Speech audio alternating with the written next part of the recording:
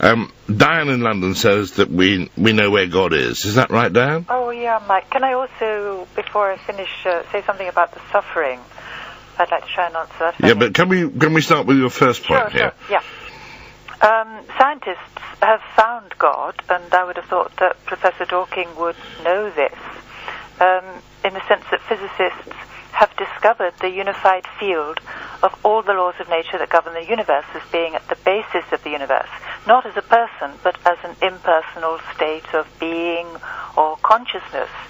And if you look around at the order in the universe, the movement of the planets and growth of plants and so on, there's clearly intelligence at work. It's not random. And that same intelligence can be found within our own minds. Well, there are all sorts of contradictions there. Scientists are indeed searching for a grand unified theory, and my great hope is that they will discover it. You can, of course, give the name God, if you wish, to that grand unified theory, but that's very different from saying that it's a conscious intelligence. There is absolutely no evidence whatever for any kind of conscious intelligence. What you're talking about is a grand unified theory which might be given the name God, and you're at liberty to give it a name like that. Einstein might have done the same, but Einstein was adamant that he did not believe in any kind of personal intelligence, any kind of personal God. The point is, I think, that if you have found the field of the universe, the source of the universe, the source of all the laws of nature, even though scientists cannot prove it because it's transcendental, they've reached the limits, you then have to go to a subjective way of proving it, and that can be found within our own minds, within our own intelligence, because what people find when they transcend is that they are contacting that same absolute field of transcendental intelligence, which is also objective to scientists. On the subjective level, you can prove it by going within. You cannot prove it scientifically, I accept that. Do we have to go and see a little man sitting on something cross-legged playing a sitar? You can come to anybody like myself who can teach transcending.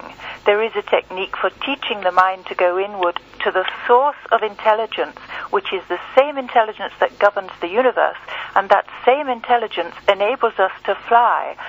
This is the yogic flying, isn't it? Yeah. Yes, because which I witnessed firsthand, which was people bouncing up and down on a mattress. That's the first stage, Mike. You see, because we have this potential to fly and can develop the ability to fly, because we have this power of the universe within our own mind. You can fly, can you? Have you flown? Yes, but only at the hopping stage, and that's You're at the hopping stage. Have you seen anybody fly? Well, yes, in the sense of the hopping stage, but when we're all... How long is it going to take before we get airborne?